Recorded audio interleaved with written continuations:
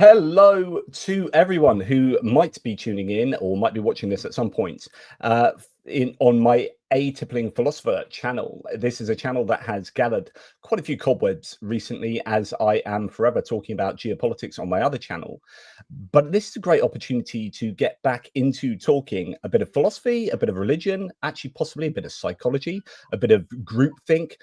There's all sorts of areas that we can discuss here, because I am joined with my friend Neil from Gnostic Informant, and we used to collaborate a number of times on different topics and videos on each other's channels. But I've kind of recently, as mentioned, gone to the geopolitical side of things. Neil, welcome again. It's good to see you, my man. It's really good to see you too. It's been a while. Yeah, hasn't it just? Some of my first big videos that I broke out on my channel was with you as a guest. I don't know if you remember that. Yeah, I do. Like, we had some good conversations. Of sharing like graphs of like, look at the views and stuff. This is awesome. Yeah. Oh, I got 10,000. Oh my god. Absolutely. No, that good times. You brought a smile to my face.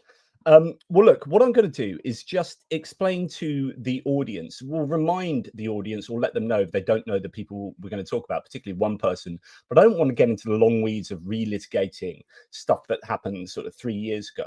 But I want to use it as a springboard into you then explaining what's happened with your channel and Derek from Myth Vision. But even then, not to get into the kind of fine weeds of who said this and whatever, but to just give a flavor of platform, cancel, a kind of pervasive culture that you think might well be established. And then we'll talk about how that's happened, why that's happened, and whether, what you did originally and now was the right thing to do from my point of view, from your point of view, etc., etc. Does that sound all right? Yeah. Cool. Okay, so let's rewind about 3 years. And to remind people to let people who don't know, that there is a very established critical scholar, biblical exegete called Dr. Robert Price. And he is quite forthright in his opinions, shall we say, on things outside of the wheelhouse of biblical scholarship. And some 3 years ago, he was due to write the introduction or foreword to a fantasy book called Flashing Swords 6. And what happened was he included loads of kind of out of place political statements and pretty controversial things to do with sexuality and kind of rape culture and a bunch of things that people are like, oh, hang on.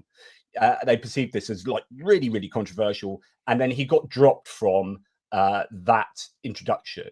And then other people started distancing themselves from him. And he was interviewed around this time, I think, by a YouTuber called Pine Creek, Doug from Pine Creek, who is, I believe, a conservative atheist or skeptical YouTuber. And he interviewed Robert Price, and it was saying, "Are you racist?" Basically, it's quite a provocative sort of interview, but actually a really head-on kind of let's find out what the details are here. And in that interview, and I'll just bring that up again. And sorry, I'm just going to do all this introduction, let you go for it after that. What happened is Robert Price said a whole bunch of other really controversial things, according to a lot of people who watched it. And some of those can be seen. Actually, if we have it here, this was the original one. He's just reposted it again, Doug. In this interview, he covered race, LGBT, COVID skepticism, election denial, and a number of things, and said really controversial things on all of those subjects, which got people going, right, Robert Price may have some really cool things to say over here with regard to biblical scholarship, but this is mental and this sucks, and I morally and politically really, really disagree with that, said a lot of people. And that further pushed a bunch of YouTubers and even authors, people who were otherwise associated with him, to really distance themselves from Robert Price. And they effectively kind of cancelled him, although we can discuss whether that really is cancelling. If you just don't want anything to do with someone, they're still free to go and do what they like wherever they like. So it depends how you define cancel culture. And what happened was yourself with a growing YouTube channel that was getting a lot of traction, and Derek from Myth Vision as well. Actually, actually, you can then explain to us what then happened thereafter. Yeah, I actually agreed with the public opinion at the time, and I still understand like why that publisher wanted to drop him and why certain people wanted to distance themselves from him. He said some things, you know, he went on Facebook and he went towards what was it, George Floyd or Trayvon Martin, one of the two. Yeah, Trayvon Martin. He said some controversial things. Yeah, he went to her mother and said, "You called her son a thug." Like, there's no defense there, and from me at least. And I distanced myself from Bob after this. I was disappointed. Also, I understand, even to this very day, why people don't want to associate with Bob anymore. So that was where my head was at then. You're probably wondering, well, what changed, right? Mm-hmm. Well, I mean, I one of the things that I wanted to address in the video that I made on my channel was the idea of me, excuse me, the idea of me trying to bring Bob back into anyone else's communities. Like, I see a lot of comments saying, "Why I can't believe you bringing Bob back?" Or some of them are happy. Wait, I'm so glad you brought Bob back. Well, either or, right? Mm-hmm. And I'm just thinking to myself, Bob, where are you? He's not back. I had him on for one channel for one video because at the time I was thinking of who would be perfect guest for the topic of mythicism making a comeback. And the reason why is because recently Nina Livesey has come out with peer-reviewed published material about Paul's letters being possibly forged. I've recently discovered an older article from a gentleman who wrote about Pliny the Younger's letter to Trajan that might be forged. Then there's the whole thing about Josephus. Is that real or is it not? And I just started thinking to myself, like, oh, the direction that historicity is going in. A lot of these early attestations of Jesus are starting to crumble. And I just thought to myself, well, I think Bob would be the perfect person to have on for this. For anyone's scholarship, it's Bob. Now, 3 years ago, I wouldn't have done this, but me personally, this is my own personal opinion, my own personal worldview. I don't really keep grudges that long. I know some people might be like, oh, but he did the worst thing ever. That should be, he should apologize. You should bring him back. You should have to apologize first. I just don't agree with that. I just don't. I mean, I don't, me personally, I don't really have that thoughts. I don't really have that worldview. I've had controversial people on my channel all the time. I've also went on other channels that are controversial. Let me just finish this off. The point that I'm making is I had him on for that one channel. I don't even know if I'll ever have him on again. I might have him on a month from now if I feel like it. I might never have him on ever again. And then people will go, would you do all this for nothing? Yeah, I guess. And that might sound a little crazy, but I'm just being honest. That's the most honest I can get right now. So before we'll talk about the community reactions as well, that I think you found are pretty toxic. But you just made me realize there's a question there, which is, if you found it problematic to, let's say, platform him then as a verb, I think that works. I mean, you are putting him on your platform. And so, because actually I think this is important, but we'll return to that. But you platformed him and then didn't platform him because of things he said. And then some time has passed, but the moral evaluation is the same, right? So nothing's changed. So no, but also at the same time, though, and this is a good point, a good question you're bringing up. But at the same time, Bob is not. He's not like one. There are some people out there who we can point to on Twitter, on different platforms, who are on a daily basis saying things on the same level that Bob was saying 3 years ago. Bob said some things that are pretty harsh, pretty racist, pretty bigoted, right? But this isn't a regular occurrence. He's not doing this every single day. I think he does have those tendencies. I'm not saying he got better or he's not. I don't even know. To call someone a bigot, like there's a scale between he said some bigoted things, and then a full-blown neo-Nazi. There's a scale there. So you can't just say Dr. Bob is a bigot, therefore he's equal to a neo-Nazi. There's two different things there. He did some things in the past that I'm not going to defend here, and I'm just throwing up my hands going, yeah, you're right. That was shitty. But it's also, I look at Bob as a whole, and I think of him as a person. What is he doing on a normal basis? He isn't always, he might have another slip up again and say some stupid shit online. Yeah, I think he does have those tendencies. I'm not denying that. But I don't want to get your thoughts on this. I think there's a scale. I think there's a what do you call it? Like a blend between a guy who's old and conservative that's going to say some stupid shit once in a while, and then a full-blown neo-Nazi on the internet who does this every single day, and this is their identity. Bob's not one of those guys. Does that make sense? Yeah, and I guess that if I was to be critical there, I'd say, well, if you said it once, it's what you believe. Whether you say it once or 100 times, it's this person's character, right? So it's the character you're evaluating, I would have thought, rather than the frequency that you say something. And then in that case, I would say, why should we even?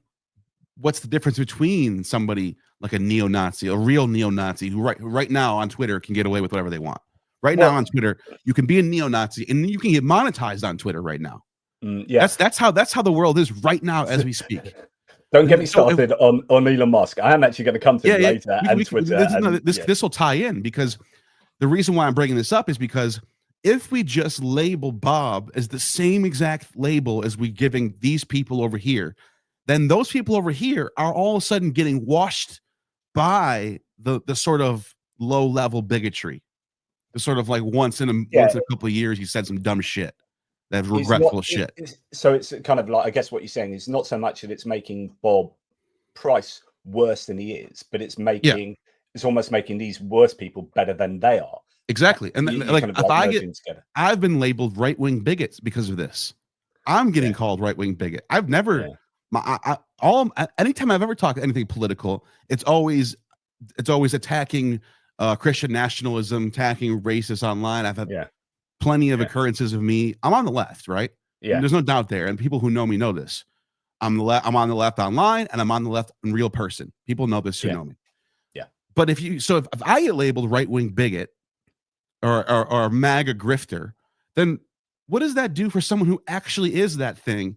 All of a sudden they become you've just made it normal. Basically, if I'm a right-wing bigot, then a right-wing bigot is just a normal guy like me. Then you have to separate the two, I think. So so this is, I guess we're going to expedite where it's going to bring in the kind of philosophy here, but what might be useful to do is called a reductio ad absurdum, where we reduce something to the most absurd or most extreme levels, which is always why Hitler gets brought into conversations, because and we talk about Godwin's laws, like, oh god, you brought in Hitler, we're just having a nice dinner party and Hitler turns up again. But actually the reason why Hitler is so often invoked is because people just go for the most extreme idea of whatever it is, and then and often when you talk about morality, he becomes like the extreme version of that. And then they say, right, does the logic work over here?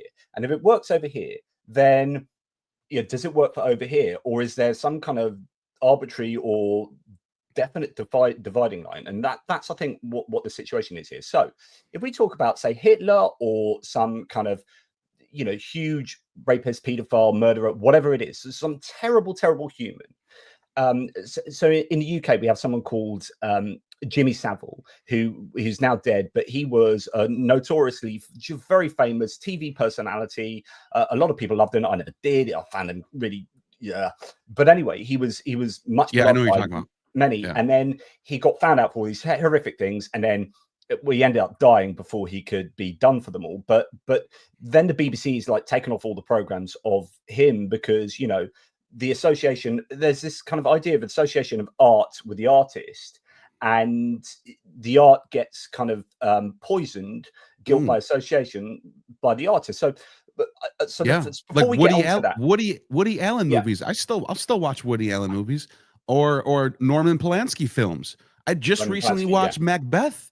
the 50 Macbeth, whatever year that was, one of the greatest films I've ever seen in my entire life. And this guy was whatever Roman Polanski was doing. He was doing all kinds of shit, I guess. Yeah. Typical Hollywood producer type of shit. But like I think we should be able to separate the art from the artist, right? Okay, so that's interesting, right? Well, let's come back to that. I just want to establish this spectrum, right, which you were kind of talking about. So let's take the worst person, right, and then say, okay, so imagine this worst person. For me, it might be like Jimmy Savile, right? And I say, right, I'm really interested in what Jimmy Savile has to say about this other thing, and I'm not going to talk to him about this horrific things. Now, would it be acceptable for me to sit down with Hitler or Jimmy Savile and have a conversation about some other thing, but not challenge them on those horrific ideas that they have, and give them a platform to be exposed to the wider world, even though they have the most heinous like views? Now, my opinion would be, well, I wouldn't platform Hitler and I wouldn't platform Jimmy Savile. And the point I'm making is that if that exists over here, right, if there's a worse person that everyone agrees you wouldn't platform, and that's not necessarily true, like not everyone would agree with this, but if you won't platform someone over here, then there has to be a dividing line where a line of demarcation where you suddenly get to like, okay, it's just about acceptable for me to platform this person, but this person I wouldn't do. So it could be like, for you, Bob Price is just about acceptable, and actually you can tell you're like, there's a bit of a there's a bit of murk there, but for someone else, like for me, like I wouldn't interview Bob Price, right? So we've got maybe a slightly different evaluation. Is that a fair representation? 100% fair. 100% fair. I don't blame people for not wanting to be a part of associate Bob Price. I don't blame them at all. Yeah. So that's really interesting. So what this comes down to is maybe that your line of demarcation is different to some other person who's had a go at you for platforming him. Yeah. Okay. I just have a different worldview on talking to people with different points, different ideas. I would talk to anyone if I wish we lived in a world where people can have conversations with people from extreme points of views without having to say, "Oh, I don't condone his views." By the way, just so you guys know, like I think that should be self-evident that we don't condone the viewers of the people we talk to. So this is, I was talking about this last night down the pub with my mate, and he would. So first of all, there's this idea that if you're going to talk to, say, Bob Price or whoever talk about, if you're going to talk to him, then talking to him about the controversial issues, like Doug from Pine Creek did, is absolutely fine. Which is like, I obviously disagree with you, or we're going to work out whether you're justified in your opinions. Like, let's clash over this highly controversial stuff. Like, I can even do that. I can imagine doing that with Hitler. Right? I could sit down with Hitler and say, dude, I'm really interested in how the hell you got to being this terrible person that you are. And I'd confront them with that. Right. But that's different from talking to Hitler about like, art or something. And then, do you know what I mean? Or is it different? Like, that's interesting. That's an interesting thing you brought up there, because I think some might go, well, some might even argue if you're talking to him about some random sports or something, then you're not actually bringing his views to the forefront. You're not exposing his worldview to people that might get radicalized. But other people, like you just said, are saying, no, what you're doing is you're challenging him and attacking him so that everyone can see it's more of a debate thing. And it's you versus him. So it's interesting how you look at it, because some people might say, oh, if I had Bob on, I'm not having him on for like, this is what I did, actually. I had Bob on. We didn't talk about politics. We didn't talk about Black Lives Matter or what his opinions are on riots. We didn't talk about any of that crap. I know what his views are. I don't want to hear that stuff. I don't want it to be on my channel. I want to get his special, because he's got 2 PhDs. He's got publications and journals. He's an expert when it comes to things regarding to mythicism, the historicity of Jesus, comparative mythology. That is what I wanted to have him on for. But it's interesting, and I'm curious why you think it's worse to have him on for that than it would be to have him on for politics, even to challenge him. Yeah, here's for why. So, so if you have someone like that on, or like worst case scenario person on, and you don't challenge them, and it's all about talking about, have Hitler on, and we're talking about art, right? And you are platforming this guy and therefore normalizing his views by not challenging them, even though people know that he, or most people will know that he has these really problematic views. And that's interesting. You can talk about whether actually most people do know about Bob Price's views and, you know, blah blah blah. But That's true. like I think by speaking to a person but not challenging them on those horrific things, then you are implicitly condoning those things by not challenging them. Now, whether you believe those things I don't agree with that. Yeah. So I also think that starts a precedent that's going to be impossible. This is one of the points in my video that I brought up. If bringing someone on normalizes that person's behavior, then it's like, well, then what about every single person you bring on? Are you normalizing all their behavior? Some of the people that were criticizing me on the panel there's instances of them less than 2 years ago saying women should take my BBC, or she just got some good D for me, everything would be okay. Completely misogynistic, off the chain, borderline worse than what Bob was saying. I think misogyny is pretty fucked up, man. I'm sorry, I didn't swear. But then other people on that panel are also completely in public acting one way, and then in privately acting the exact opposite way, and it's just like, that's where it gets really messy. Yeah, I guess that's a different topic though. So go back to what you're saying. It's like, are you normalizing all of a sudden? Is this going to be if this is the rule, then who sets the which behaviors is okay? Is misogyny okay, but racism is bad? Who decides that?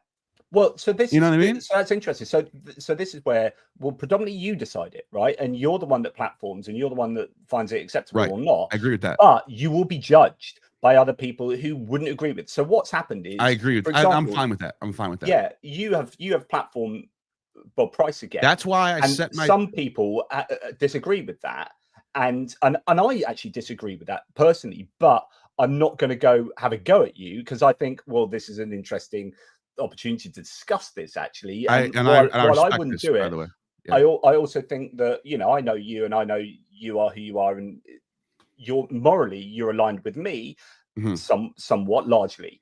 Yeah. But we just have a different evaluation of where that dividing line is to platforming and not platforming. Yeah, and that's why for me, I get it. I understand people want to have these platforms. They want to see the platforms that they watch and enjoy, not platform people who they think are problematic. Okay, the case of Bob. That's why I thought the best thing for me to do to continue having conversations with people without getting these issues was to set a policy for my channel, that when I talk to somebody on my channel, it's going to be about whatever their expertise is. Even if they have some other views that people might think are problematic, my policy is I do not condone or agree with their politics. I'm having them on for X, Y, Z. But I presume there's still a point where someone would be just too much. So to go back to, and they don't have to watch. They have every right. They can. Sorry, but someone for you that you would, there still is a dividing line where you would say, actually, no, I'm not gonna. So say someone's just like a heinous, like rapist and pedophile or whatever, and you're like, okay, no, you can come on, but we're just going to talk about, you know, wildlife or whatever. There is, I presume you're still agreeing that there are some people. I even thought about this. Someone convicted of like heinous crimes is a different story. Dr. Robert Price, I don't even think he has anything on his record at all. No, yeah, I think that's what I'm saying. Like, I think following our own law system, and that's in that case, freedom of speech is one thing. People saying horrible things is one thing. People committing raping, and that's another thing. That's where I would draw. So that's a good question. Where do I draw the line? And I think that's where I draw the line. People convicted of horrible crimes. No, I'm not having you on, even if you are a 3-time PhD. That's where I would draw the line. Some stuff someone said on the internet a few times, for me, it's just not. Me personally, I'm just not that offended. I know it might sound like, oh, look at this privileged white guy, he doesn't care. Fair, fine. And I'll just take that L, you know. Yeah. It might sound cold, but it's just being honest. Yeah, so it goes back to your line of demarcation is different to mine, and although we have the basic same moral outlook probably and similar political outlook, you're like, I'm happier platforming this person than I would be, which is interesting. I was having this conversation with my mate last night, and he was saying that you know, you almost have to. He said you could get to a situation where you almost have to announce at the beginning of an interview, I'm going to interview this guy, but just to let you all know, I don't necessarily agree with everything this person says outside of the context of blah, blah, blah, blah. So almost like a disclaimer, because otherwise there's this implicit sense that you're condoning everything about them, you know, in for a penny, in for a pound. Yeah, someone did point out to me that I probably should have that in my description, and I think that's a good point. I think I do. I think I will make that in mind for going forward. I think I'll put in my description, some of these guests might have political views that I don't agree with, and then leave that in the description of all my videos from going forward. I think that might at least give somebody something to go, okay, this is at least he's got a policy about this, you know. Because I sort of just had it in the background. I sort of just my main followers knew about it, but my distant followers might not have been aware of that. So yeah, so like I had this conversation with myself in my head. So I've got a mate, and a fairly close mate, was actually, you know, husband of someone I was very close with, and like we were pretty much morally aligned on everything, but then he was a massive fan of Elon Musk, and he always was. And then as Elon Musk went more and more mental and went right, I would say, to the extremes politically, and has said and done things and Nazi salutes and all that, like he is in the cult of Elon Musk, I would say, and he's really in the cult to the point where he's now sort of semi-advocating Trumpism from a guy that's not American. So this is a guy over here, and because he has to, because he's like, there's almost, I assume there's all sorts of cognitive dissonance going on. Yes, there's quite a popular question that's often asked. Can I be friends with someone if they're from the opposite political party than me, type thing? And this comes down to, and where judgment comes with a lot of people, is that morality is a way, is the primal way of judging other people, and politics is a form of morality. So politics is a subset of morality, where, you know, morality is how, whether anything's good or bad, and what we should do in society, and politics is just what we should do across society, right? So politics is morality. Politics is morality written down into law and acted out on. That's what that is. Yeah. And so what happens is, like, the main way we judge people is through morality and therefore politics, and this then becomes can be very divisive. And now I'm thinking about my friend. It's like, we've got all these shared experiences and good times we had, but if he now feels fundamentally differently about really important things that are really important to me morally, then it's a kind of like, I am having this crisis of like, well, can we be friends? Do I want to go out and see you? Because actually, like, you are just, your moral evaluation is so different to mine. Or do I just put that down and then challenge him on that? But then we're not being friends, we're just being sparring partners. And do you know what I mean? There are all these kind of things swirling around my head. And I think it's fairly similar to the experience that you've had, which is like, can you put these things aside? Yeah, well, here's another thing that I didn't mention yet. When I knew that when I had Bob on, I knew people would be upset, and I was ready for some comments, some dislikes, a few Twitter posts, maybe, and disappointments. And my initial thoughts and my initial like plan was to just go fair and just kind of throw up my hand and say, you guys are right. You've every right to not like this video. You've every right to not subscribe anymore. Go ahead.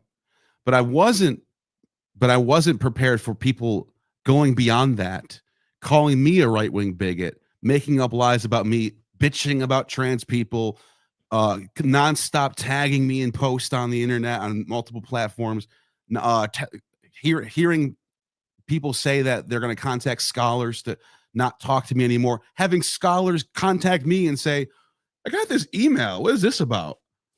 And like, that's when I said, okay, now I'm gonna, this is different now. This is a whole different thing. So I think this, so. That point I was making here by saying that is it's fair for people to not like me posting Bob. It's very fair. Mm. Everyone has a right to that. Everyone has a right to say, I'm unsubscribing from this.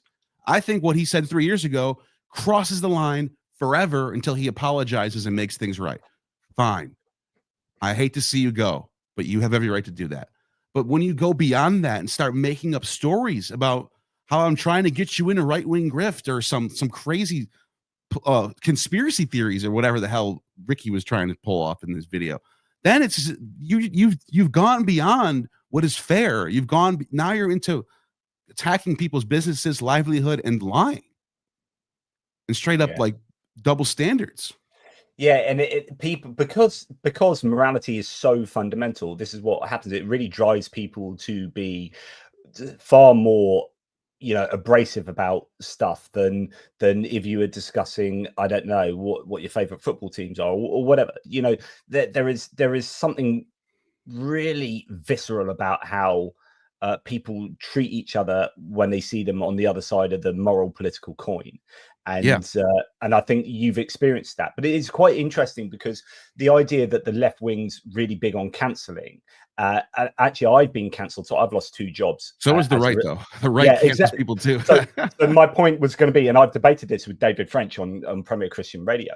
Like I've literally lost 2 jobs because of religious right wingers. Right. Yeah. So like you can whinge all you like about left wings cancelling people because of having to go on Twitter or something, but actually it really does happen. And what I was going to say is really interesting with you. I've read a number of comments about you and on different platforms where people have said, "Oh, now that you've interviewed Bob Price again, I've now subscribed back again to you." So you had a lot of right-wing atheists, who were weird mix of comments, who cancelled you 3 years ago because you cancelled Bob, so they cancelled you, and now that you platform Bob again, they've like, "Oh, I've resubscribed." So it's interesting because I bet a number of them would talk about cancel culture, and yet they've actually cancelled you and then said, anyway. I just thought that's interesting. No, it was very strange to see those comments too. I forgot there was something I was gonna say, but I forgot. No, I forgot. It'll come back up. Yeah. So this idea of I remember what I want to say now. What I noticed though about that is both sides do this. It's not just a left wing thing or a right wing thing. I've noticed that both sides will call the other side out for some sort of behavior that they hate, but when it's on their side, the way they rationalize and say that it's okay, like it's okay to tell a Christian that she should take my BBC because look who it is. And I'm literally quoting Dadpool in the video. Well, given who that was, like, really? That's what you just made it okay now for all the neo-Nazis that have taken over Twitter. You've just gave them the green light. Now they have something to point to. I'm not saying they're gonna do this, but I'm like, theoretically, now they have something to point to and go, well, I could be a misogynist all I want. They said I could do it. I'm not saying this is the case. Barely anyone knows about. I'm not saying everyone knows about what he said. It was just a little tiny little snippet. You might have just slipped up anyway.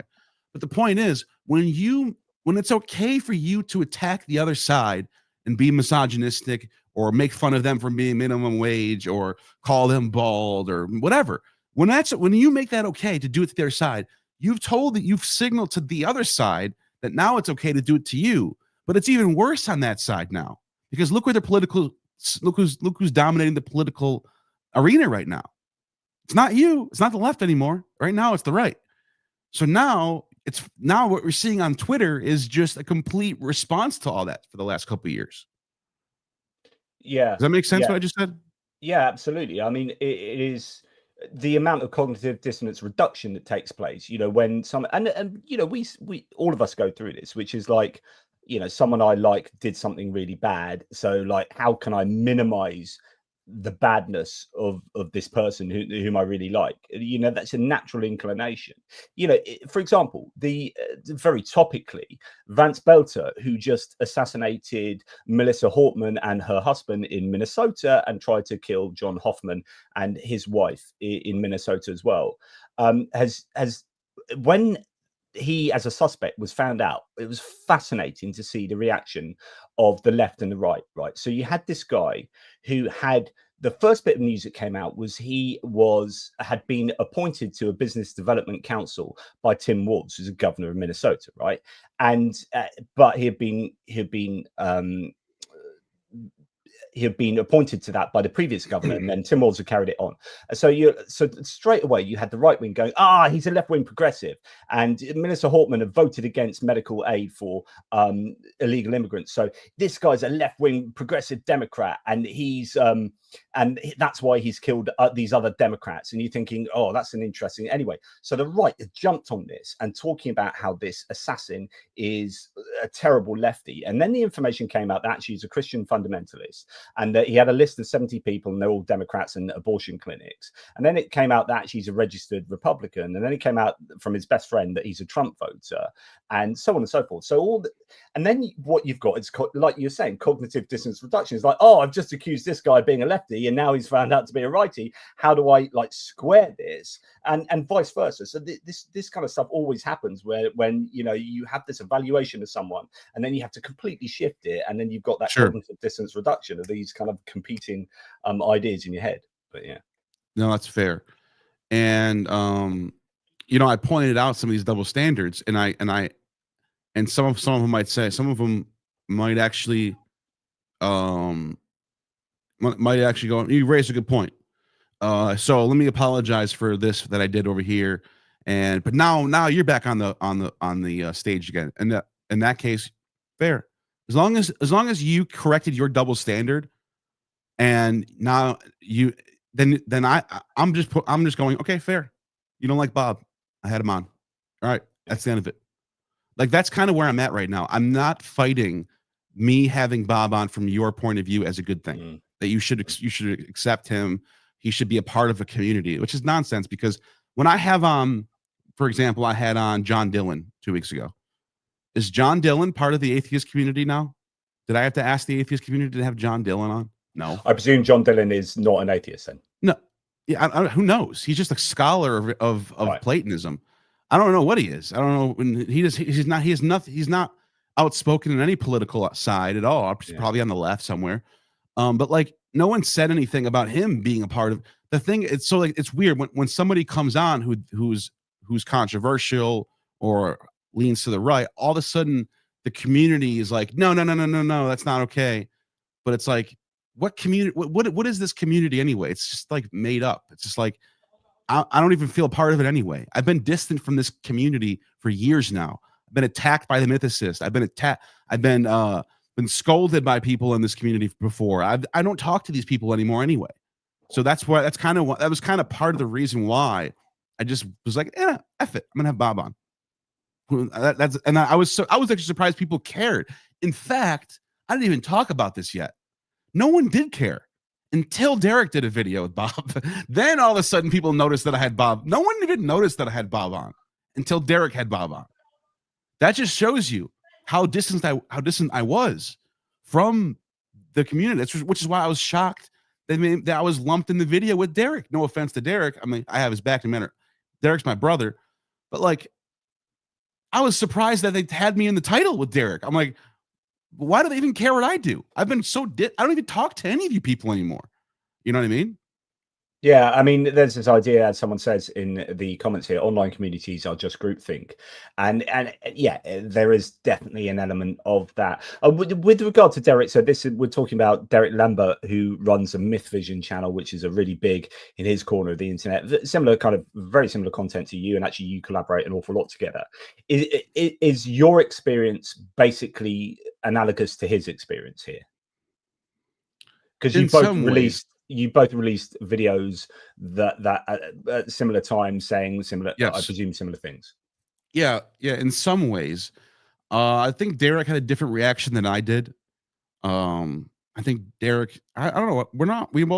I think we're seeing it a little bit differently, but we're on the same page. We're on it all. If that makes sense. Mm-hmm. Like, there's some things Derek said that I wouldn't have said. And I think Derek would probably look at my video and say, there's some things he said that I wouldn't have said. We don't agree on everything.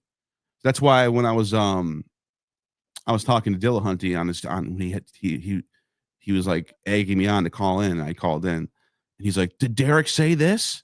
And I was like, yeah, Derek said that. Well, what does that have to do with me? Because like Derek's video is Derek's video. Mhm. Criticize Derek's video in its own right. My video is my video. We're not like, there's not joint videos. We're two different people talking about it from two different points of view. You know what I mean? Yeah. Have either of you lost kind of friends maybe in the academic community? He did. Yeah. Me personally, no. As a result of what he's just done or what he did previously. Yeah. I think Derek would probably say yes to that. I don't want to speak for him or I don't really, but I will say me, no. And the reason why is because those academics that were already that were already in that vein of, I won't talk to someone who platforms Bob. I've already been those. I'm not going to name names here, but like some of them I mentioned in my video, I have already been way beyond that. I don't talk like, so like the ones that know me that I talk to on a regular basis, that I've, Jonathan Adler, Gad Bardea, whatever, they all know me and where I'm at. They're not judging me for having someone on my channel that's conservative. You know what I mean? But like the ones that would do that, or ones that are doing that, it's already been 2 years more plus since I've been distanced from those people. So I didn't lose friends. I've already lost those friends over completely other different subjects, over other things, over criticizing Dan McClellan. That's a whole nother topic. Yeah, it's interesting. The statement here from Adrian Moore-Hay saying, my question is, generally as a 59-year-old Brit, is have all these people with serious cognitive dissonance always existed, or are they just emboldened now by tech and social media? So the general question there is, for me, I'm going to change what you've asked there and say, do you think social media and even though the people you're often talking about are actually people who release videos, so you know who they are, they're people with faces. But there are an awful lot of people, for example, in the live chat just to the side of us, that online that can say things and get away with saying really toxic, horrible things because actually they're anonymous and there's no comeback, really. Yeah. Some of the most harshest right-wing bigoted channels on Twitter are someone with a Caesar face or a Alexander the Great's face and like Imperial Romanus or something. Like they have like Roman, like they're hiding behind a fake account. Yeah. And I used to, I would say a year to 3 years ago, I was very like, I hated those accounts. And you would constantly see me on Twitter reposting, trying to slam dunk on them. And then eventually I realized that I'm just helping them gain more followers by giving them attention. Like that's the worst thing you can do to those accounts is even talk to them, because you're just getting them more exposure. That's how they blow up. Yeah. Isn't that crazy? Like just by engaging with those types of people, they get bigger. Well, so this is an interesting direction we can take the conversation in here, which is actually algorithmically. So I remember when I was writing for Atheist Non-Religious, the kind of interfaith blog network, and actually that was one of the examples of us being cancelled. They got a new, very fundamentalist person in charge of belief.net who owned Patheos, and they cancelled the entire atheist or non-religious channel because we were too like argumentative and too political as well, and they didn't like that. And also we had, even though there were a whole host of different channels, we were responsible for half their views and half their income as a non-religious, because we were just much more interesting to read about. And anyway, they just wholesale cancelled about 30 writers just like that. Wow. But that was interesting. But yeah, so at the time, a lot of the income in blogging and even in mainstream media was coming from Facebook algorithms, right?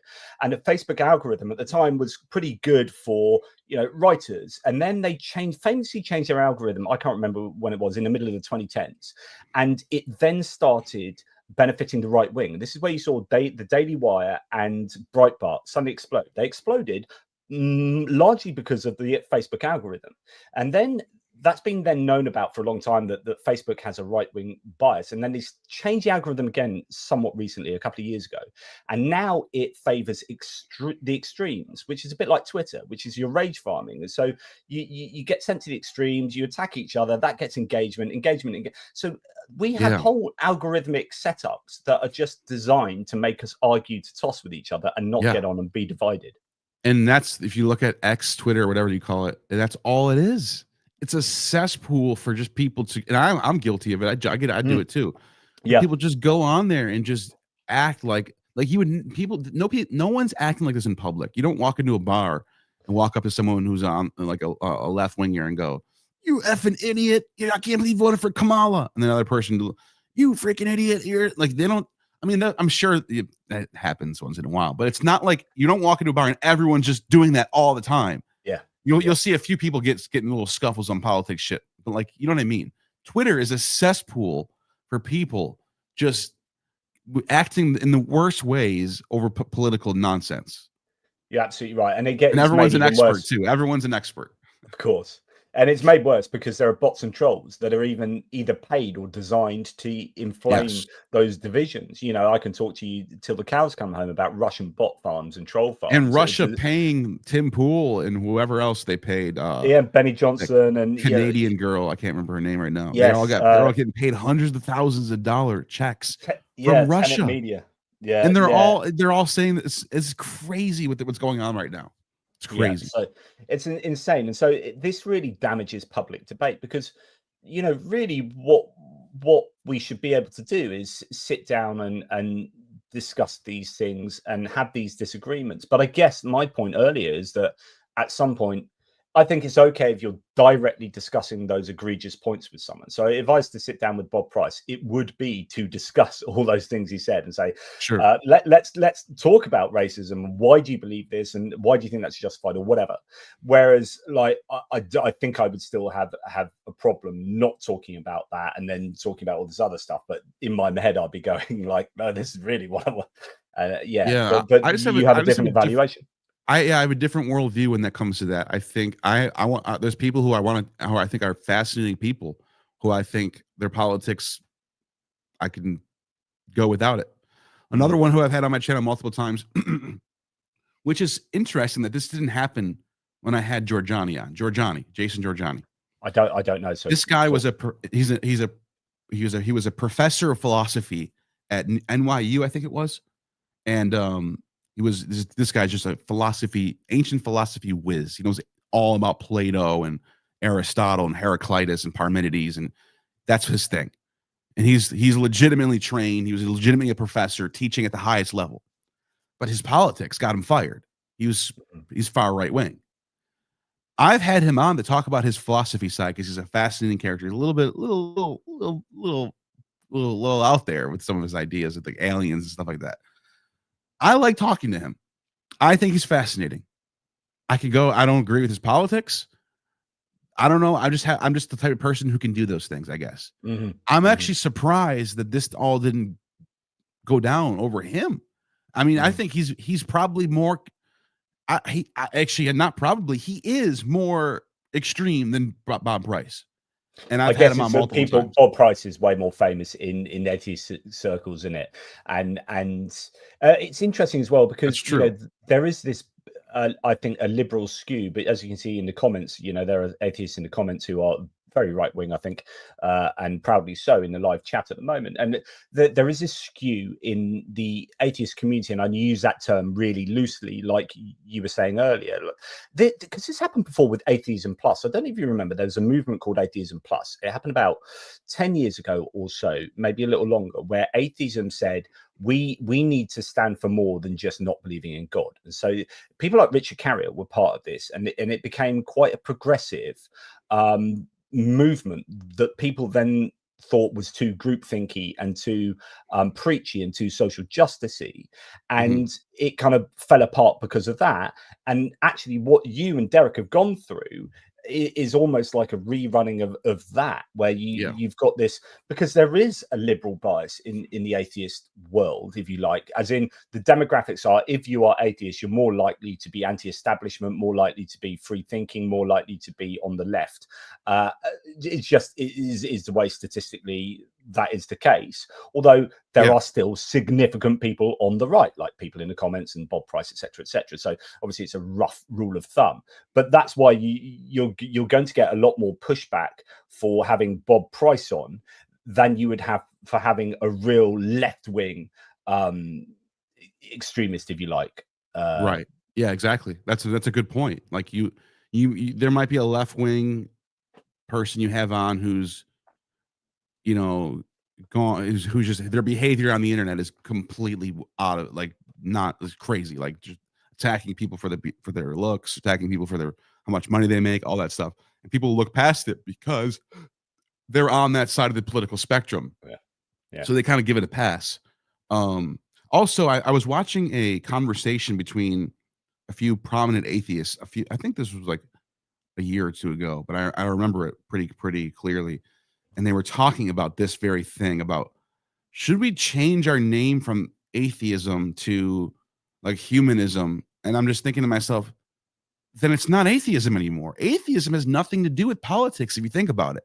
Mm. Atheism is just the lack of belief in God, Yeah. and the sort of drive to engage with theism at a critical level. That's what atheism should be. People should have all different political worldviews underneath it. But what happened is, for some reason, and it's just, and I think it's pretty obvious why people who are atheists tend to be on the left, because the sort of moral compass that leads someone to question the morality of the Bible, for example, is mostly going to be from that point of view, from that standpoint. So what happened is now you have a predominantly left-wing movement called atheism, and then that's the figures in that movement sort of dictate who's okay and who's not. And that's kind of what happened. Yeah. Yeah. And, you are going to, humanism is a movement to put more morality, more kind of politics almost, but certainly more morality onto atheism, because as you say, atheism stands for nothing other than God doesn't exist. Either a lack of belief in God if you're a weak atheist, or if you're a strong atheist, it's the proclamation that God does not exist. Two slightly different understandings of atheism. They're positive or negative, strong or weak atheism as they are defined. So yeah,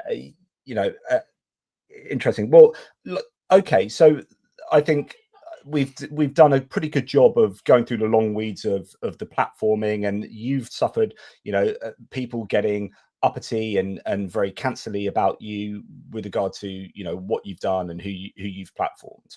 And another thing, real quick, just to finish this off, is the idea that one of the things that I got some pushback for was describing it as cult-like. And I do think, I don't think it's a cult for real. Obviously, it's not really a cult. They're not like, there's not members getting initiated into anything. There's no real cult leader. But I do think this happens anywhere you go, any political online community, any Discord group, they're going to get cult-like behavior where people repeat certain things, where people sort of get pressured into doing things, or people have to, those type of cult-like traits you see. I saw it. I personally see it with this sort of online left-wing movement. You pointed it out yourself that recently, like some of the things they get criticized for. I'm curious what your thoughts are on that too. So repeat the exact question.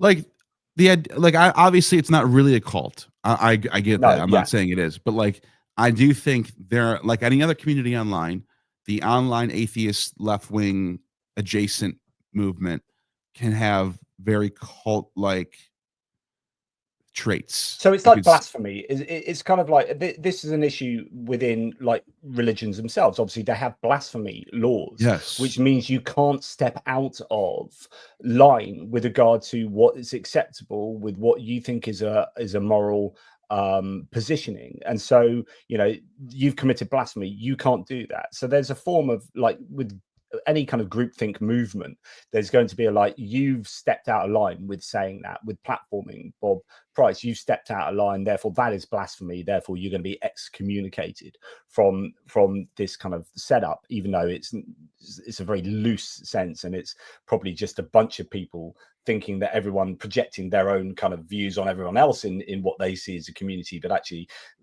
atheists is like herding cats, like trying to get, everyone has all these kind of different views. And so I think there are elements of cultish behavior. It's interesting.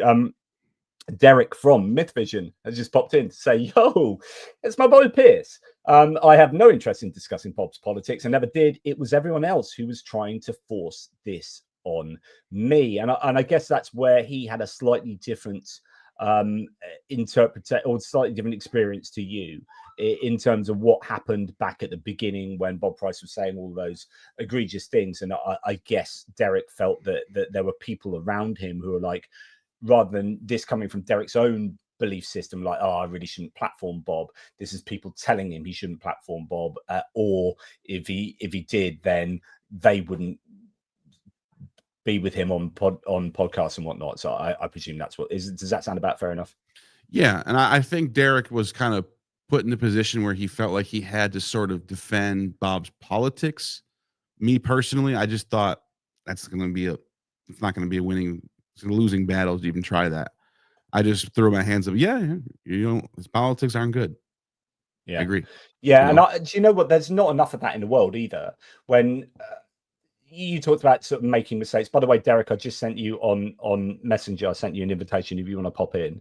I don't know if you're still listening, but I think there's not enough propensity for people to throw their hands up and say, "Mea culpa, I've done wrong here," or we go down that cognitive dissonance reduction route too often, which is trying to justify our own kind of behavior. I remember, so here's an example. I'm a vegan now, and I'm a vegan because I've got multiple sclerosis, and one of the diets that's really good for multiple sclerosis is to go vegan. There are a couple of options that people suggest, either Paleolithic diet or vegan, cut out dairy, particularly meat and saturated fats, blah, blah, blah. And I always wanted to go at least vegetarian for moral reasons. But I remember seeing a Richard Carrier essay once where he defended eating meat, right? And the whole essay, and I like Richard, right? And I like his thinking, and I've got a lot of his books, and I've interviewed him. But that essay read like, I eat meat, I want to continue eating meat, so I'm going to post hoc rationalize eating meat. And he came up with all these specious arguments to defend eating meat. Whereas at the time, I was like, do you know what? I want to be a vegetarian, but I eat meat. But I eat meat because I'm morally not perfect, and I like eating meat too much. And yes, I would like to give up eating meat, but I'm holding my hands up and saying, and I think there's not. This enough, is a great I'm point. not trying to say how wonderful I am, but there's not enough holding our hands up and say, do you know what? I'm morally not perfect, and this is exactly my point. And I'm glad you brought this example up, and I'll let Derek jump in 1 second. The idea of we eat meat, we get some nutrition from it. An animal does have to suffer. I'm not going to try to defend this process that it's a good thing, or it is like I'm not defending the process of me getting my food at my house and how it happens. I'm admitting that morally it's probably not that good that this all gets to come to my plate. But I'm also not going to stop, and I'm not defending it as good. I'm just throwing my hands up and saying, fair. That's it. You got a point. Yeah. The same thing with Bob here. Yeah. Bob's behavior 3 years ago. Yeah, I agree. I don't think it was good. I had him on, and I don't know if I'll do it again. I might do it again. I'm not saying I'm not going to have him on again. You do that. You make your decision, Neil. That's the thing. Yeah. We finally have control of our own property, honestly. And Jonathan, it's messier than just Derek just felt pressure. I mean, my super chat can only convey so much because under pressure, cognitive dissonance, my beliefs about him shifted back initially because I did not believe what they were telling me about him. I know the guy. This is so complicated, Jonathan. And it's so emotional for me because I love this man. I know this man. I personally have spent 4 years in his house with him, like all the time around his family. Black families with him too. Close friends. That doesn't matter. Uncle Tom's. That doesn't matter. Slaves can be friends with their masters. That's what I kept hearing from the left. They don't know him and they don't give a shit to know him. That's the difference. And once you know the guy, you know that, okay, hold on. He's from the South. He's conservative. He's got the same right-wing talking points as Fox News and the same Tucker Carlson and the same. And guess what? Many black conservatives do too. And when I hear my community tell me, well, those are racist too. And you go, hold on. So when I call out Heathen Queen for saying she hates white people, that's not racism. That's internal critique. You're born racist if you're white in their mind. You cannot get rid of it. It's a stain that you're born with their ideology. and everyone else is except white people.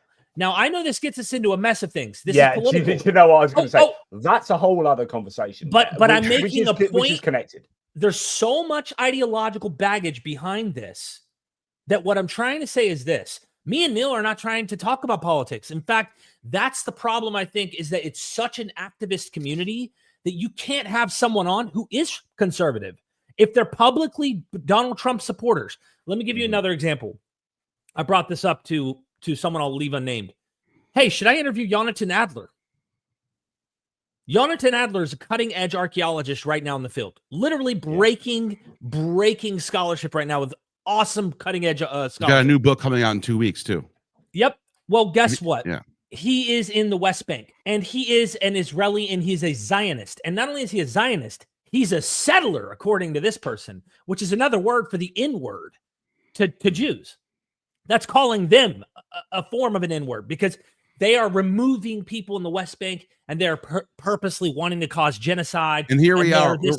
We're all living on Native American land over here. And it's like no one even, it's just it's really no I hear about that too, though. Recently, I've been hearing about that, but I wanted to make a point. I go, should I interview him?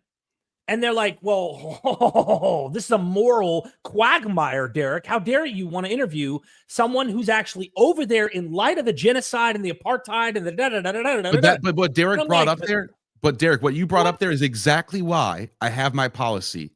Because I want to talk to people like Jonathan, who's on the ground in Israel. Right. Being able to see and touch the archaeology there.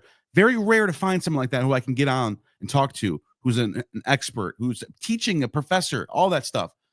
But politically, there's an issue there. This is why I want to have my policy. I do not want to have a situation where I can't talk to somebody because of some sort of moral code that I'm trying to follow. That's how I feel too. So I see. This is where I sort of. Well, I probably do disagree with kind of both. We talked. I don't know if you heard all of the conversation, Derek. Did you hear all the conversation? No, I literally. Okay, and I can't stay too long because I got to go to the gym here shortly with the wife. But I just wanted to pop in and share my priorities, mate. Priorities. Yes. You got them wrong. So we talked about how like there are. So let's take it to the extreme, like Hitler, or some like rapist, pedophile, horrible person, right? Yep. Like. If I'm going to sit there and talk about some other subject and just not talk about the egregious stuff that they've done and therefore platform them and by kind of association almost condone what they have done through not challenging that and allowing them to platform themselves, then I would have a problem with that. And so if you take it to the extreme end of the spectrum, taking it to the extreme, though. That's the thing. For a very good reason to say that. Does the logic hold here? So would you, for example, not platform this person on your channel? And I would assume that most people would say, well, there are some such egregious humans that I wouldn't platform and speak about something else. It's okay if you're challenging them on the thing that they have done horrible, because that's so. For example, I would speak to Bob Price if we were going to have an argument about racism, right? But I wouldn't platform Bob Price because my line just had to be different from both of your guys, which is 100%. Okay, we all agree that this person's bad and we wouldn't platform them. So where do you say, right, I am going to speak to this person but not to that person? And it just so turns out, it just happens that I feel very strongly about politics and stuff, and I wouldn't platform Bob Price and probably Jonathan Adler. I don't know about him, but you guys would, and that's just where we're at. So 100%. I guess I would draw the line on what kind of crime has this guy committed.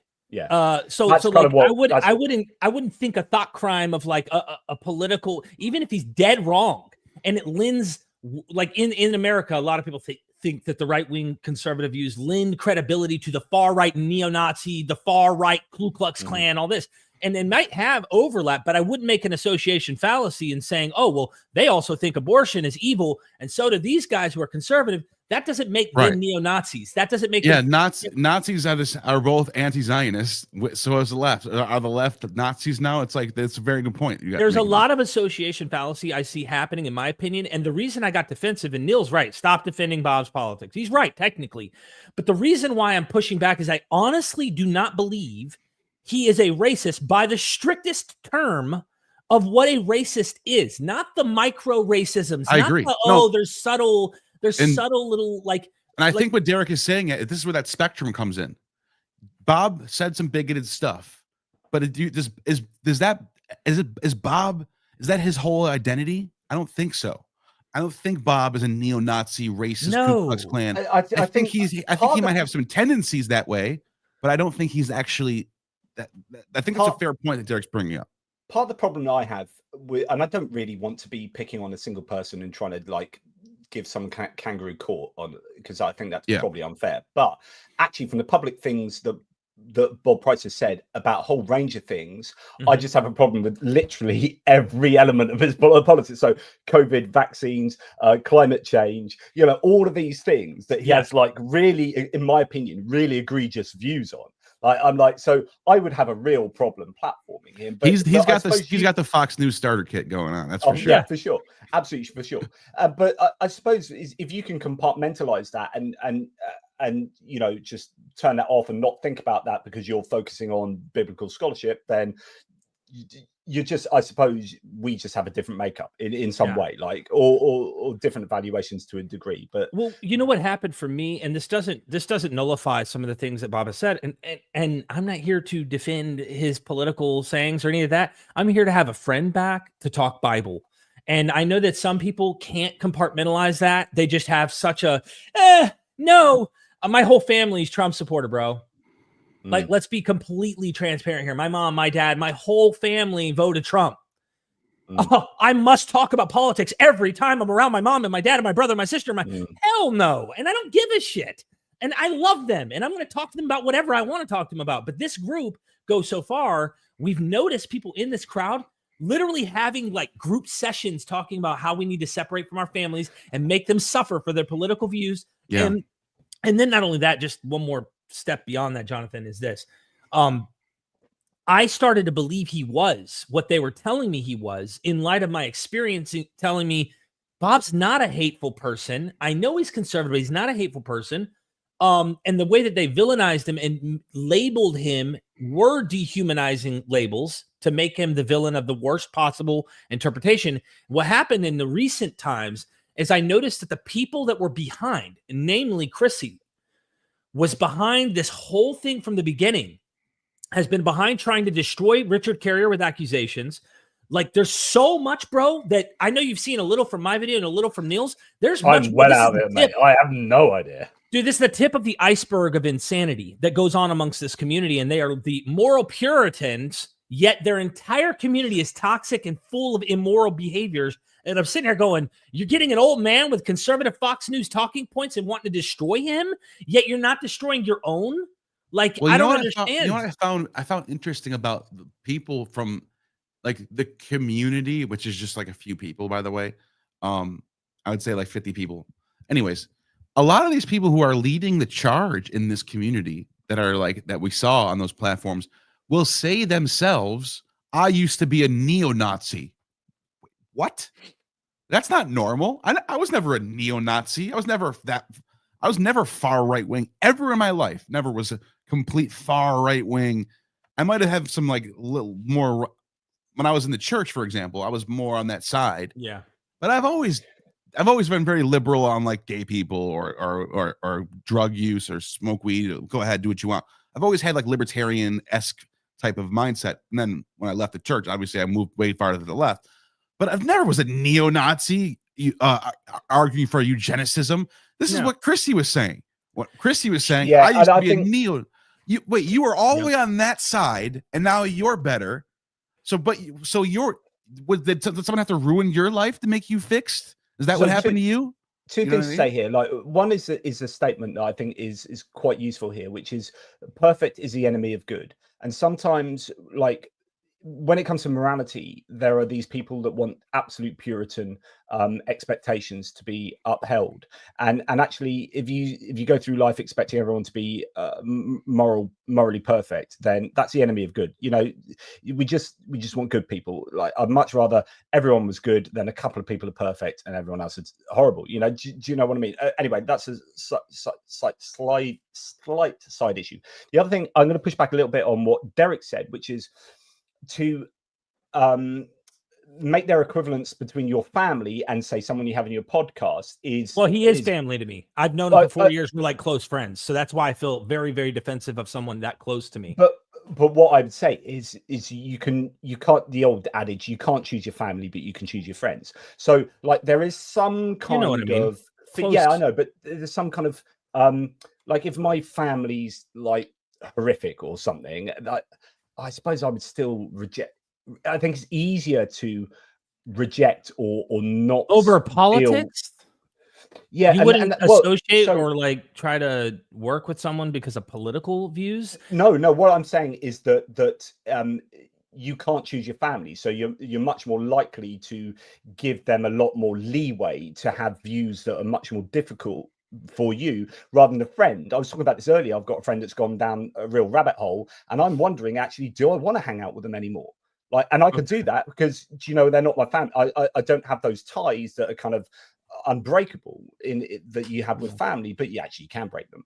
But I think you're more likely to be able to reject a non-family member than a family member. So I guess what I'm getting at is he's a very close friend of mine, and I've never personally been bothered by people having right-wing conservative views.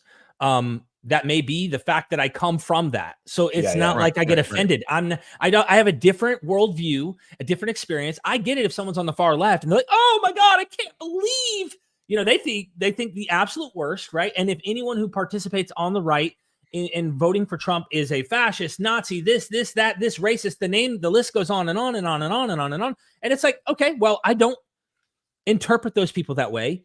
At best, I would give them a graceful interpretation because I know how humans are. Most people don't know what they're doing. They do it because their parents voted, or they did it because their friends do. So like, why is it the worst?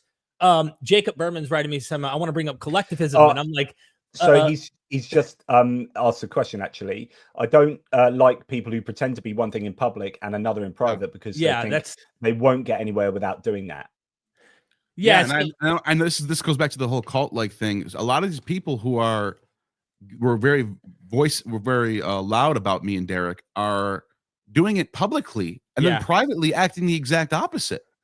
And to me, that was one of the things that was like really bothering me the most about all this. Was you're getting people privately. And it's not just Ricky Brock too. Yeah, there are other people who aren't at the same degree, but like acting behind the scenes and acting a certain way, and then you see them in public. They're in the chats with everyone hanging out and saying the same, repeating the same slogans, repeating the same. Anyways, long story short, that was one of the things that I really was like eye-opening. Was there are people who think if they act a certain way publicly, it'll get them higher in the ranks in this community. And it's true. You end up getting speaking gigs at these atheist conventions if you act a certain way. You'll be the DJ. You'll be the lead speaker of these. They get something from this. You could see it. They get rewarded for this behavior, which tells me a lot of it's not really genuine. And when it's not genuine, well, 100 points for Rick. How do you know if it's not genuine? Then why should I even deal with it? But look at the comment, the tawniest, right? Shocking. A straight white cis male hasn't been personally bothered by right-wing views. Unheard of. Absolutely right. They're right. I'm not overly bothered. I'm sorry. But they're not right. I am bothered by. I'm not bothered by the fact that they're conservatives. Right, that's my point. That comment, I don't know where you see that. I don't see it anywhere. It's in the chat. It's nonsense. Because if you follow me and you know who I am, you know that I'm constantly rebutting or dropping disses or responding to people online with crazy nonsense right-wing MAGA talking points. I'm constantly criticizing those viewpoints if you follow me. I don't know if this is so shocking thing to hear, but have you ever thought maybe sometimes you can have a conversation with someone you disagree with?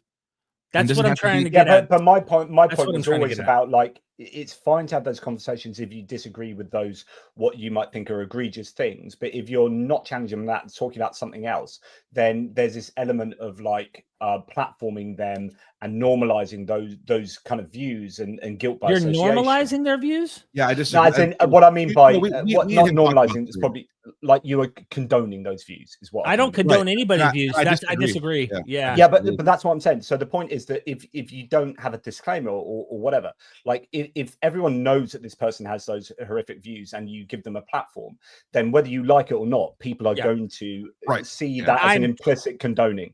I'm totally fine with that, and that's why I've done a slow burn.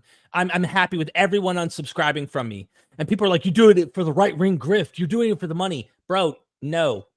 Trust me, no. I'm doing this because I can sleep at night now, and I know that I played a part of this bullshit. And I do not agree with the behavior of this community and how they did this, because here's the deal. Bob has talked, Brady and Durante, and I know Nitty was in here too, and Nitty has jumped on their bandwagon after talking with me. Here's the deal. Durante has a different interpretation. By the way, he was a pastor of like a huge, massive church in the Black community. And then you have Brady, who's like, look, I don't represent the Black community. I just want to be able to, help you out with what you need. And I wanted them to see, hey, do you think he's a bigot? Do you think he's this bad person? Yeah. We had to talk. Go ahead, finish your thought. We had to talk about the word thug. This was the initial conversation, going in depth, and they were trying to educate him and have him understand dog whistling, how the N-word couldn't be said publicly on like news anymore. So now they just switched to the word thug. All this history lesson behind the word, and Bob's going, wow, I never heard any of this. I did not know this. Impressed. He's listening. Instead, this community does not work that way. They're cannibalist. They eat people alive. They destroy people. I'm not kidding, bro. I'm dead serious. Like, they were my friends, and I realized really quickly, this is not a way to change people. They're actually creating people, making them far right by being so tribalistic and so toxic in their attacks. That's not how it went. I guarantee you. I say this because Bob apologized to me, and I apologized to Bob privately, personally. But I guarantee you, if they were friendly toward him and they actually took the time because they cared about him as a human to talk with him and reason with him, there would have been a softer approach. A soft word turns away wrath. A hard word makes wrath. And Bob's reaction was, I'm not bending the knee to these people. He called them woke mob because they were acting like a mob on Twitter. So everyone gets all but heard about the word woke, but really they were a mob mentality attacking him. And they go, we're not accepting him till he apologizes to us. That's what they all demand. And I'm like, to who? Yeah. And guess what, Jonathan? Everyone that screamed on Twitter was white. That's what I was going to say. Everyone that was doing it was white. And I'm going, so this is one of the things that I vehemently disagree with, is this identity politics thing, where you have a person on from somebody who's trans to use as your token to say, I speak for the whole trans community, and then the white person, the white liberal, goes, see, they said the thing. This could be positive or negative. So you could be a right winger. You host Blair White, and Blair White agrees with you on this one point. Therefore, Blair White speaks for the whole trans community. Bullshit. Same on the opposite side. You're a left winger. You have a trans person on that agrees with one of your talking points and goes, see, I got a trans person here. They speak for the whole trans community. I think this is bullshit. Same, and I that's why when you were bringing up, like, I had a conversation with Durante, and I just don't think the one or two black people should be able to speak for an entire black community. Let the black community speak for itself. Let them comment. Let them jump on Twitter. Let them voice their own opinions. Don't have one person decide for an entire community. I think it's nonsense. But here's what's funny about that. After my video was put out, or after my decision to have Bob on, I didn't have anybody not one single genuine comment or an email or a Twitter post from anybody who's black that said they were being hurt by me hosting Bob. It was only white, educated, privileged college liberals speaking on behalf of other people, going, you're hurting black people by doing this. I don't know if there's all that much you can read into that, because there'll be all sorts of selection biases going on with the sorts of communities we have, though. But point taken. I mean, there is this element of the more pushback, the backfire effect. So the more you butt up against people, the more you're going to push them into their original belief system or position. And by doing that, or kind of not even that, but kind of that to Yes, Bob Price. wasn't expecting anything. He was just doing interviews with me on Bible, like we've been doing for several years. Then Chrissy and Heathen Queen and these people created this mob of people who literally attacked him and me. And I'm like, hold on. And it got dude, there's so much drama. There's so much historical. Yeah, I didn't want to go down the rabbit hole of the ins and outs of particular people and what they're doing. But I do get that there was an absolute, you know, it was very difficult for you, but it comes down to just a lot of people that you would have been watching your channel and do watch your channel would have a different, like I do with you, a different dividing line, or where you know, I would have one on a crime. I would have one on sexual abuse. I would have one on, you know, something, you know, literally a criminal act that I would say, hold on, do I know if this person is? And even then, I mean, dude, I'm a felon. Okay. I committed larceny, almost grand larceny, but that's because they threw a whole bunch of shit on the thing that I didn't actually steal while I was in addiction. Now, would you not have a conversation with me because I've committed this crime in the past? I have changed. People can change too, but you're not going to change me if you just came at me like that. And I'm very protective. I grew up to defend myself against bullies. This was a bully mentality, and it's never going to change. And in fact, guess what? I watch Destiny. I love listening to Destiny. I love listening to all these people. Destiny literally has these debates with far left examples where he doesn't agree with them, and he's having these issues, and he's going, if that's how you're behaving, I wouldn't even want to join and be part of your conversations. I want nothing to do with you. That's how I feel. I actually feel like Destiny's giving himself a headache on purpose, having engaged these people, which it's his living. For me, I would just avoid having anything to do with people who are like this and behave this way. Sorry. There's a much bigger world, and there's plenty of other fish of people to go hang out with. And I would not want to give myself the headache of dealing with this kind of mentality personally. It's the social pressures. It's the group think. And they can't I'm contagious now, by the way, meaning I know people who talk to me in private. I'm like, hey, man, why don't we stream sometime? These aren't even scholars. These are normal YouTubers.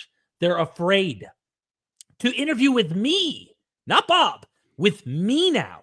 And they're like, bro, let the dust settle. Give it 3 or 4 months. Let's make sure everything's okay. Like, I don't want to, like, because you had Bob on your platform. Therefore, I don't want to come with you and be on your platform with you, or you on my platform. And then now the people in my community are going to crucify me. And it's not even because of Bob. I want to give the middle finger to all of them. But it's not even because you had Bob on. It's because of the push. It's because of the overreaction to you having Bob on. That's pressuring those people to not have you on. They're afraid. Yeah. And it's very clear that, you know, you feel insanely strongly about this, Derek. I can tell by your heart rate. You're gonna have to go down the gym and like do some serious workout, and like you're gonna be pressing some serious benches or whatever it is that people do down at gyms. It pisses me off. No, I'm kidding. I love you, dude.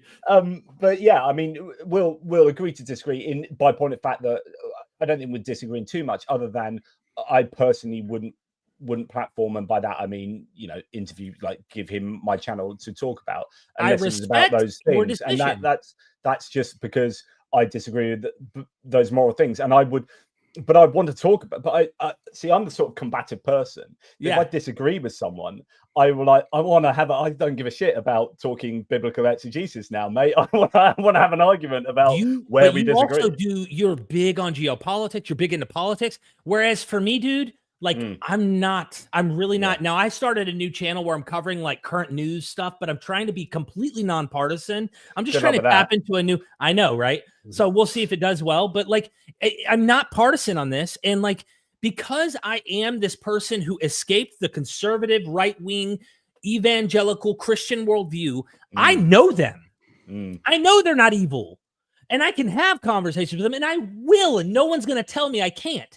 And I'm not going to not have them on. And I don't feel the pressure to have to talk. Hey, we need to deal with that comment you made that sounded Islamophobic over here, because you have this conservative point of view that clearly has this view about Islam. I'm talking to someone like Mike Lacona. He's been accused of being a Islamophobe. You know, he's conservative. And I want to talk to him about his Gospels book. Why? He's in hot water right now amongst the evangelicals, getting accused of being a wolf in sheep's clothing, because his Gospels, points out the discrepancies and problems between them, yet he's evangelical. I want to talk to the guy. Same as ever was, because he was kicked out for his book on the resurrection, wasn't he? Or was it that Matthew 28? Yes. So, you know, well, this is a good point that Derek's bringing up that me and Derek both agree with. Is like, we want to have our reasons for talking to people are specific. We're trying to look beyond what their worldview is and not necessarily focus on those things. Other people might have a different opinion on that stuff. That's fine. You run your channel how you want to run your channel. And in fact, maybe you have a community of channels that all want to act within a certain moral code. Fine, do that. Do it. But I think Derek agrees with me here. If I want to have somebody on, it's because of something they're doing, some work they're doing, something they're studying, something that they have an expertise in. And I'm just not in my channel. Gnostic Informant is just not here to do political debates. Yeah, I agree. Ricky Johnson here. Dr. Bob and Myth Vision helped me immensely as I left the cult. I was disappointed. Listidianism. So he was in a kind of Norwegian-ish church, or a church from the heritage of Norway there, I think. I was disappointed by his politics, but his knowledge helped me heal religious trauma. So thank you, Ricky, for joining in, and good to hear from you, mate. Comment on that. I have a ton of Patreon supporters, and not only Patreon, but fans that comment, and they 100% vehemently disagree with Bob's politics. And they're mature, they compartmentalize, and they say, but I don't listen to Bob for that. I know he knows shit that there are scholars, bro. I've interviewed over 100 academics. Bob knows things about Bible scholarship, Christian academics, the history of scholarship, and ideas that other scholars do not know at all, and they do not know how to say them the way that he does. And go ahead. And this is one of the things that I was really taken aback by, was it went beyond criticizing Bob for platforming Bob because he has bad politics or he's racist. They were trying to like a few people, for example, I don't have to say names here. We're trying to go, it's not even just that he has bad politics. He has nothing to offer, even in biblical scholarship. That was like, are you serious? Especially from the people that were saying this, who also you can also point the finger at and go, well, you only know, you're a one-trick pony, basically. You only know a few things anyway. Well, who are you to decide if someone knows about antiquity or not? Bob does have a very rich tapestry of knowledge when it comes to antiquity. He is valuable in that regard when it comes to the Bible and ancient history and mythology. I think, actually, one thing I'll say to that, but I want to first say, Hank of Flamio, I don't know what this is in reference to, unfortunately, so I don't know how you can answer this. That doesn't make sense. Derek is clean on the community guidelines. I don't know if you have anything to say to that. I'll take it. It sounds good. I think what they're saying is Derek's, and this is a good point. This is what it comes back to. YouTube has community guidelines. Are me and Derek breaking those community guidelines? No. At the end of the day, we have to remember, having someone on your channel is not necessarily like this thing that needs to be like, it could be criticized within a community standpoint, but on a grand scheme of things, we're not doing anything wrong here. I think that's what they're saying. I think it's pretty obvious. I respect. The thing about Neil and me is this: when I first deplatformed Bob, after I believed the things that I was kind of pressured simultaneously, like cognitive dissonance, the way I described in my video. Okay, when I deplatformed Bob, people came to me and said, "Derek, I want to still talk to him. Will you still be my friend?" It's like they knew that this was going down this path of like, am I allowed to talk to this guy and you're not gonna like attack me or nothing? And I was like, no. And platform him. I've just decided for myself that I'm not going to. I've kept that motto when I was I called myself, as a metaphor using biblical language, the Peter, who, I'll go to the death with you, Lord, in my analogy, which people took that too far too. Oh, look, he's using religious lingo. I mean, yeah, I'm using an example because I feel like I actually partly betrayed the guy, because when I thought when I started believing he was racist, okay, this happened when he wouldn't apologize. I not for a moment put myself in his shoes and thought, would I apologize if people spat in my face and called me names? Am I going to honestly take abuse from people? You could tell I'm getting worked up. Hell no. Yeah. Like, you're not going to abuse me and then ask me to apologize to you. So So they were demanding an apology. I asked him to do the apology. He wasn't going to do it because he realized that the type of people and how they were coming at him wasn't going to work. I did not for one moment put myself in his shoes. I just thought, well, he's not apologizing because he's clearly guilty. That's what was easier to believe at the time. My cognitive dissonance. It was years later when Chrissy falsely accused, which I already believed that Bob was a good dude, but like it really became like a revelation. Like, oh my gosh, Chrissy's falsely accusing my friend John F. White from Creckenford as being a white supremacist. Neil knows about this too, because I've literally like all the audios and everything I've sent to him. For Jacob Berman knows, bro. For Years accusing him of being a white supremacist, part of white nationalists, this pagan not cult. even remotely true, even to a p, like so, not even a kernel of truth going on here. So what happened in my mind? Made up nonsense for years, and then Chrissy apologized about this, but in the apology goes, "I'm sorry for a brief remark that I made." It's been years. We have the receipts. We've been doing this for years. So not a brief remark. Yeah. So this is what made me go, hold on. The people who determined this whole thing about who Bob is, to me, this is their interpretation skills. Their perception of Bob is what I believed. Especially when this person was also a Nazi themselves at some point in their lives. It makes the whole thing so strange, doesn't it?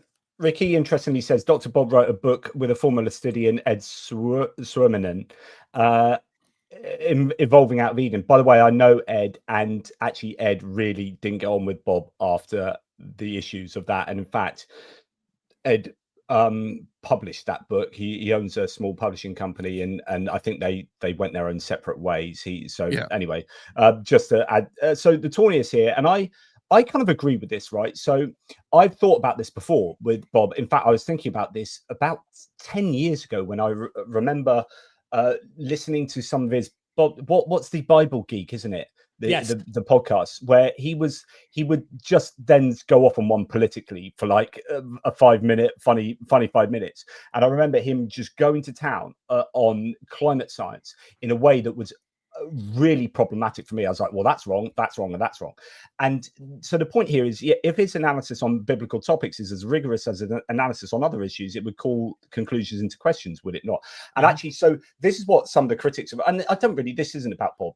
Richard Carrier would disagree about this. I think some people can have cognitive dissonance in some areas and then not in other areas. There are two different things. On top of that, I don't even think I would say his biblical topics are completely rigorous.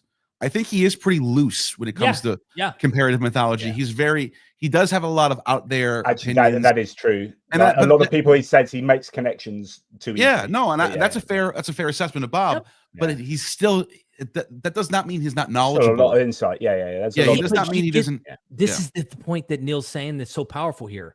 He says so. He says that much when he's on the show. He goes, I could be crazy Bob right now. Simon Magus is Paul.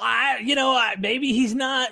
He likes to play around with a lot of theories. But he says the same thing about politics too. When I've actually asked him, when we've been on there, he's like, look, this is where I'm at. This is what I think. I could be crazy about it, but it's his thing.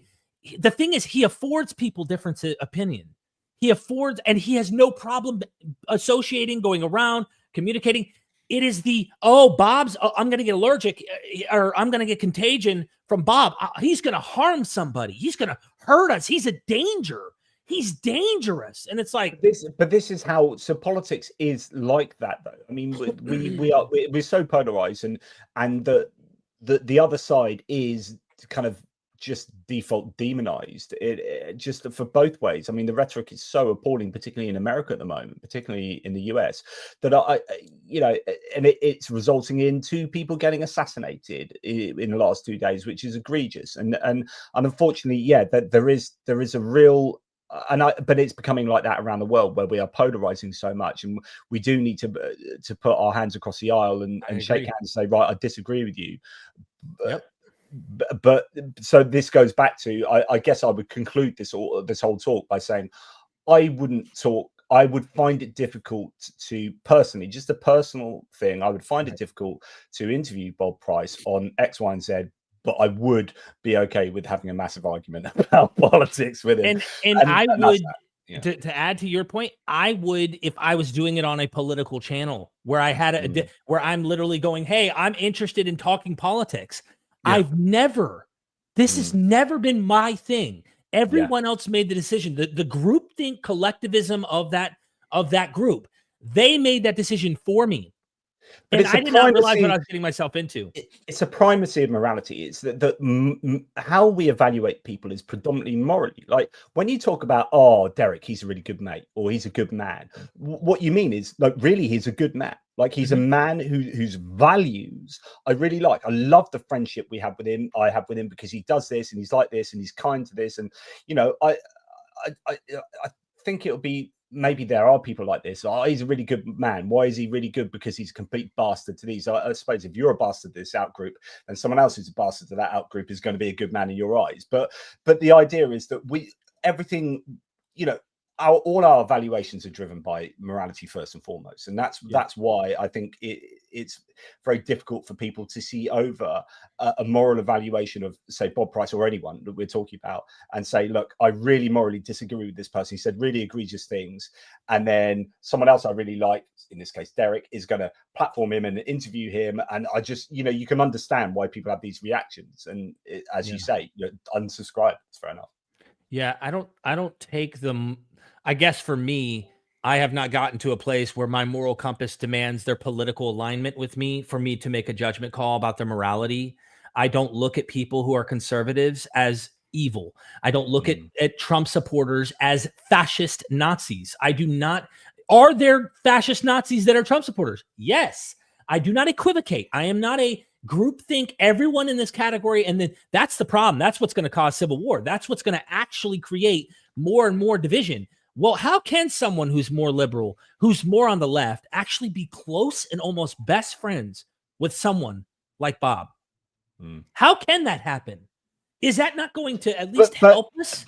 Well, so I find that interesting, because I was having this discussion with Neil earlier that actually, personally, I would find that difficult. So this is the difference between me and Derek, I guess, is that I was talking about my friend, where I've been really questioning, as they go down this, and we've got those shared experiences, and it's such a nice human in all these other ways, but then has now this political viewpoint that's an anathema to me, and I'm sitting there wondering, like, well, do I go and try and hang out? Because and I guess that's the difference of opinion we've maybe got. Yeah, I don't know. I mean, interesting. I just don't draw the line there, and they do, and that's their choice. But they're not making the choice for me or Neil anymore. No, and I have no problem interviewing people on the far. Clearly, I'm going to be very cautious about who I might have on in my own decision, though. It's not going to be a groupthink decision. It'll be someone. If I thought someone was an absolute Nazi for real, I just wouldn't. Okay, I just personally wouldn't. Neil might have a different decision on where he might draw lines. I'm not going to make that decision for him, but I know damn well I'm not going to interview people I think are really bad people. But it also depends on who they are, what they study, what their specialty is, all that stuff. I factor all that in. But then again, interpretation.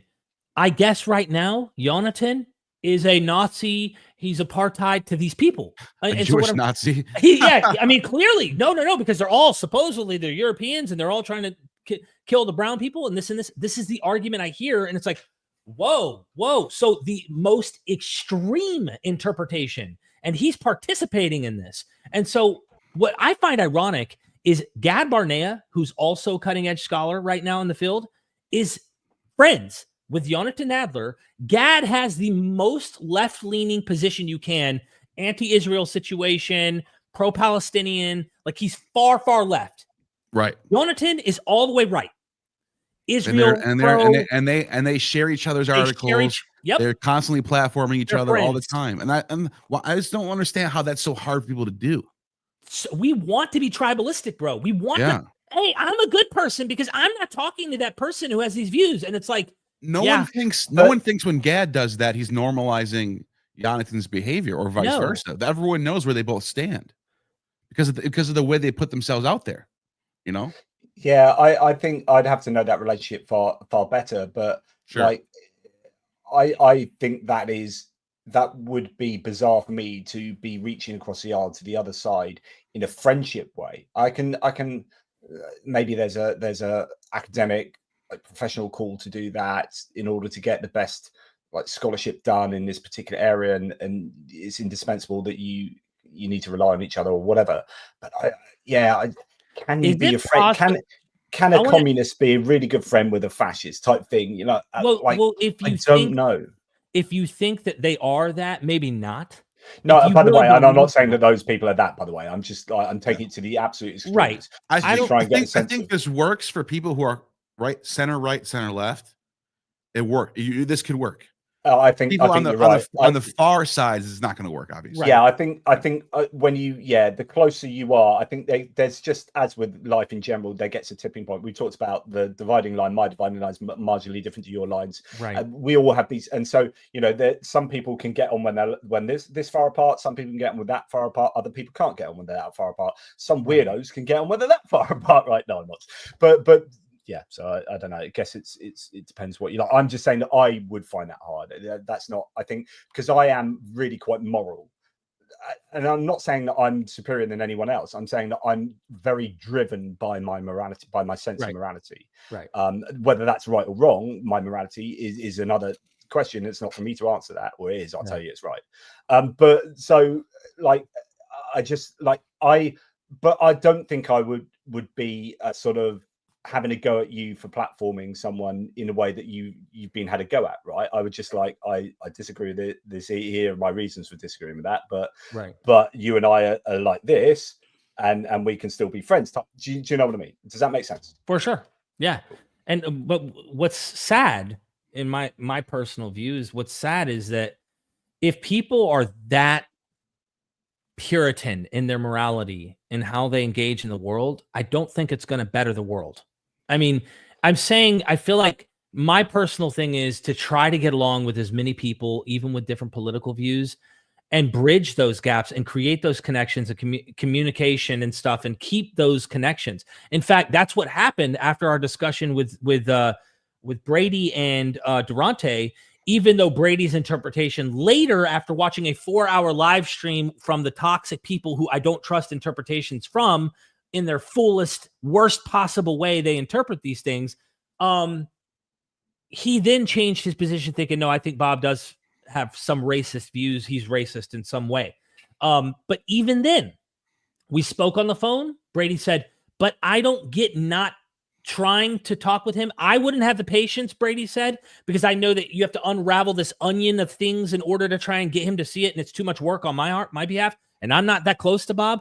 But I would say don't disassociate and have nothing to do with him. Work with people like that. And I thought that's why I brought up in my video the extreme example of the Black blues musician who went to Klan meetings and changed their minds by befriending them.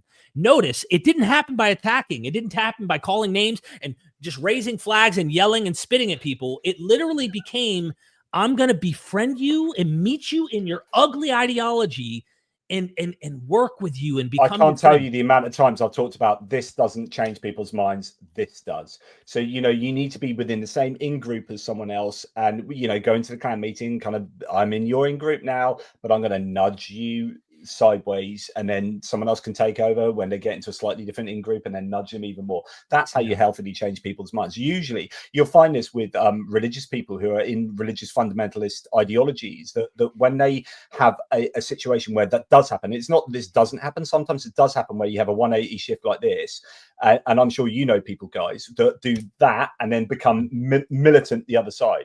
So your fundamentalist Christian does a 180 shift. It hasn't been a healthy kind of soft movement. It's been a 180 shift, and then they have that resentment and that I've wasted my life and I've been screwed over and I've been sold a lie and then you become a militant atheist. To go from a fundamentalist Christian to and so there are different ways of changing people's minds, and some are more healthier than others. Exactly. Guys, I hopefully that has kind of given a good account of what has happened, and given you guys an opportunity to further vent your spleens, particularly in Derek's case. He's going to go to the gym and punch some bags. And Neil is going to go and chillax and just let the world go by. I'm going to prepare for another interview I've got later with a drone pilot from Ukraine, because that's how cool I am. But thank you guys for coming on and having this discussion. I hopefully, we've done justice to the topic. There is always going to be cancel culture on both sides, and people who virulently disagree morally with people will want to shut them down. That is, I guess, human nature, and morality seems to be like a very primal driver. We like disagree and on the margins maybe, but probably there's more agreement than disagreement, and it's healthy to have this kind of conversation, I hope. Sorry if I've been emotional, man, and like that opens a window into what this has meant to you, though. So because they don't know him. They just don't know him. They don't know him. Okay. Yeah, everybody has baggage. Nobody is perfect. Everybody's messy. And he is a product of his environment. He is a product of the world he grew up in. But I am too. This is where we're going to have a conversation about free will now. How it doesn't exist. We are just determined by our genes and our environment. Yep, I've written a book on that. But so any last words from you guys at all? I love you. It's been too long, Jonathan. Why are we not talking about your books? Come on, man. Let's do it. Well, unless you can't come on my stream because you don't want to get dirty by Derek Lambert. I'm just kidding. I'm unplatforming myself. Deplatforming myself. So Aaron Adair and myself have pretty much finished a book on the Exodus, but I am in a very slow process of editing it, and I'm so busy with all my geopolitical stuff. I'm not giving it enough time. So that's something we need to talk about. Neil, any last words from you, mate? No, I'm just appreciate you reaching out to me to have this discussion. I think it's worth having. Thank you. Awesome. Thank you for doing this, Neil. Yeah. Thanks, guys, and thanks to all the super chats. Good to have Jacob in the house. Thank you, and others, and Ricky. So really great to have you here. Jacob wants you on, Jonathan. Well, his eyes aren't painted on. Who wouldn't? I don't know what I mean by that, but anyway, yes. When I get the Exodus book ready, we'll be, Aaron and I will be pimping ourselves out. Cool. Awesome. Okay, well, stay on, guys, and then I'll see you in the green room. Thank you very much for people in live chat. Take care of yourselves. All the very best, and who knows, I might even have another video out on this channel in the next 6 months. Take care, y'all.